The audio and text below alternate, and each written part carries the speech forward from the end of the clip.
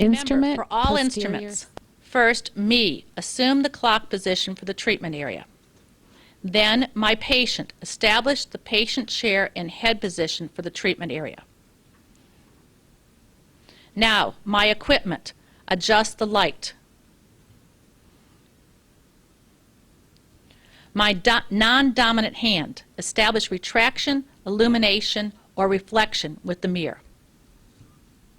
My dominant hand, modified pen grasp, thumb, index finger, and middle finger in the correct position. My finger rest, establish the fulcrum with your dominant hand.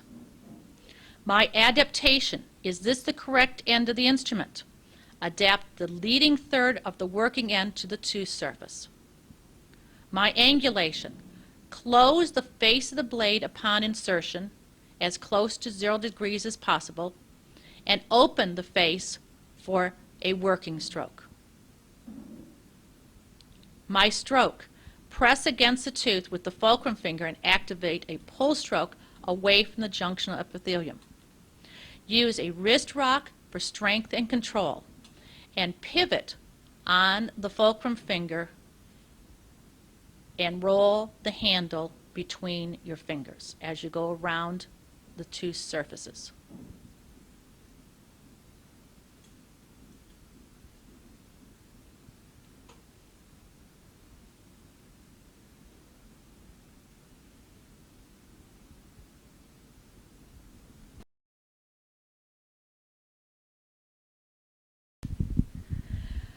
The modified pen grasp.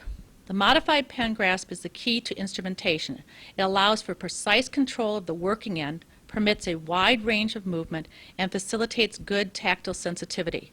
An improper modified pen grasp will prevent proper adaptation, angulation, or stroke. Each time you pick up an instrument, check your modified pen grasp. Finger positioning for the modified pen grasp. The index finger and thumb hold the instrument handle and are opposite each other. The finger pads rest at or near the junction of the instrument handle and shank. The index finger and thumb should be positioned so that the fingers are in the same direction as the instrument end. Do not place the thumb at a 90-degree angle to the instrument. The fingers do not overlap. There's a tiny space between them. The fingers hold the instrument in a relaxed manner. If they are blanched, you're holding the instrument too tightly. The index finger and thumb curve outward from the handle in a C shape, making it easy to roll the instrument during instrumentation.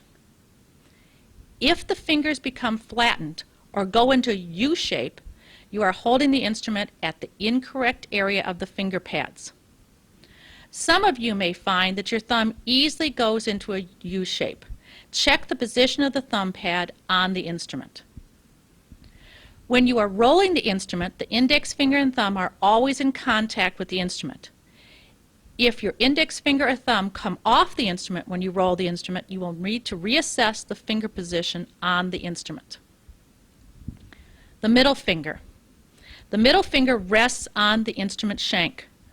One side of the finger pad rests lightly on the instrument shank. The other side of the finger pad rests against or slightly overlaps the ring finger.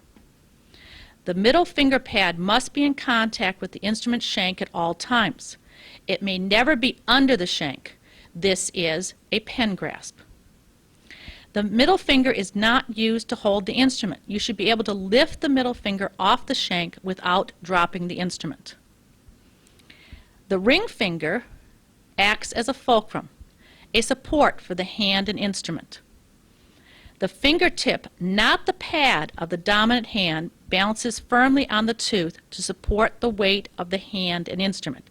It is held straight and upright to act as a straight, strong support beam for the hand.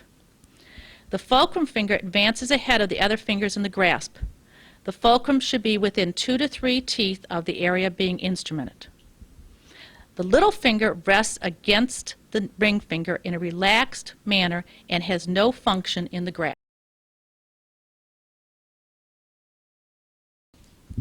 Adaptation, angulation, and insertion. Adaptation is the positioning of the first 1 to 2 millimeters of the working end of the instrument against the tooth surface. This area of the working end must be in contact with the tooth surface throughout the instrumentation stroke. Only the leading section of the working end is in contact with the tooth surface. To determine the correct adaptation, you must first be familiar with each instrument and the correct working end. Notice the adaptation of this instrument to the tooth surface in this demo. The last 1 to 2 millimeters of the instrument are always in contact with the tooth. The tip does not come in contact with the tissue. For anterior teeth, you will be adapting the instrument from the midline to all surfaces towards you.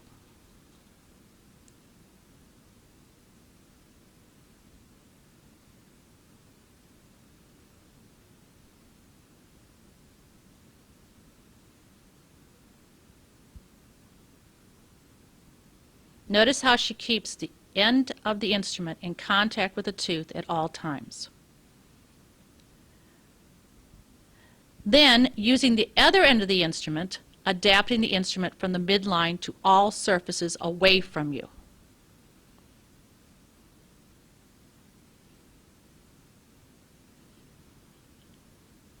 The technique is the same for both lingual and facial surfaces of anterior teeth.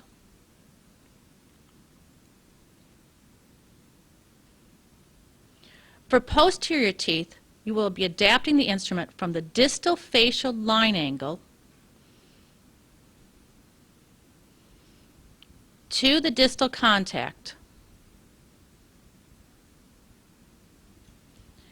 and then from the distal facial line angle across the facial surfaces through the mesial contact.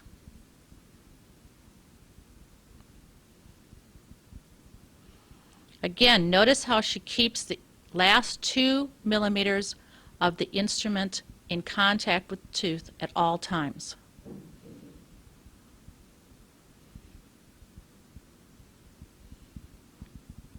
This technique is the same for both lingual and facial surfaces of posterior teeth. Angulation is the relationship between the cutting edge of the instrument and the tooth surface.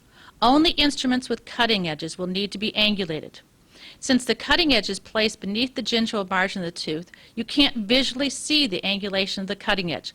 Therefore, the terminal shank of the instrument is used as a visual clue. For insertion of instruments with cutting edges, the face-to-tooth angulation should be as close to 0 degrees as possible and never greater than 40 degrees. The terminal shank of the instrument is against the tooth. The fulcrum is lowered, the toe of the instrument is directed more downward.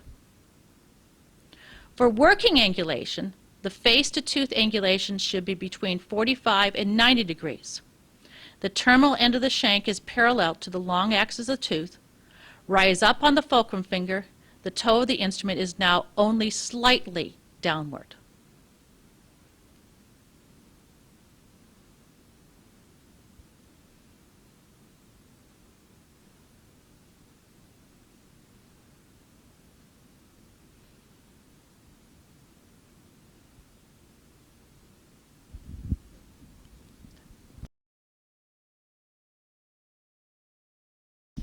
Activation, pivot, and handle roll.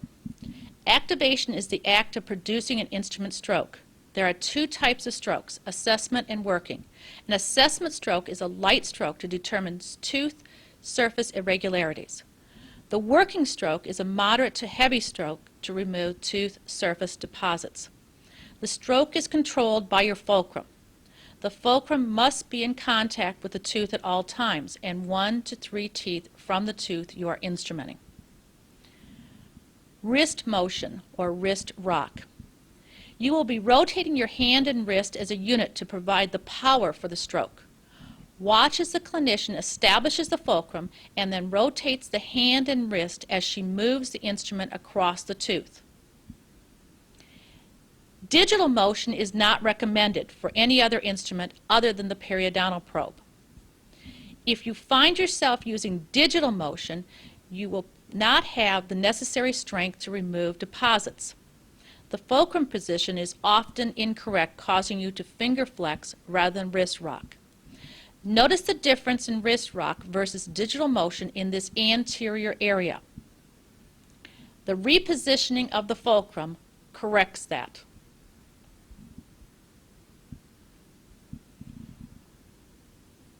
Okay, assessment stroke. As you move the instrument, your fulcrum finger supports the weight of your hand and instrument. When you begin the stroke, press down slightly on your fulcrum finger and move the instrument in a smooth motion up and down on the tooth in a vertical or oblique direction. The stroke will be 1 to 3 millimeters in length in areas of tissue health.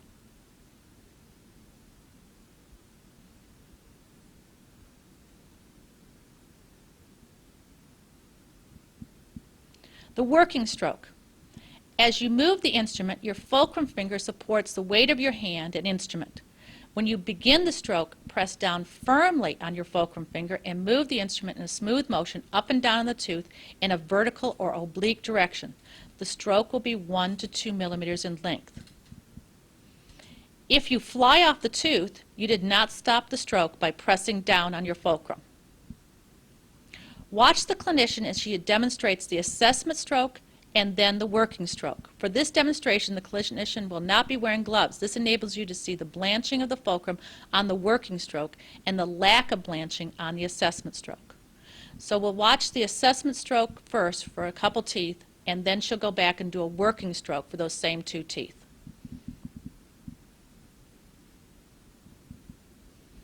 It's a much smoother, more gliding stroke.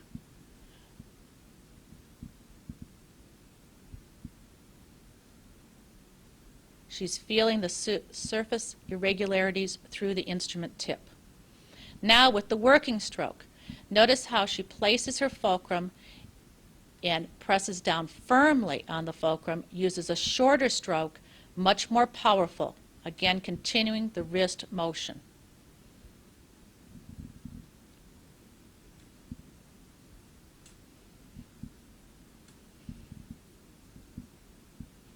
Pivot and handle roll.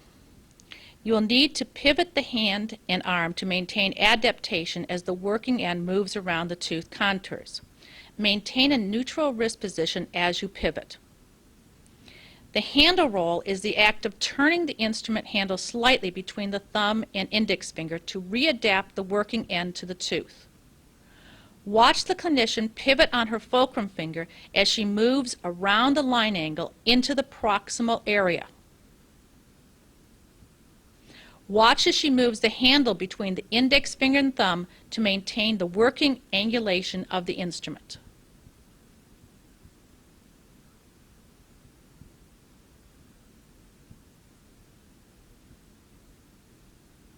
See how her pivot comes up and down as she goes to the proximal surface and turns.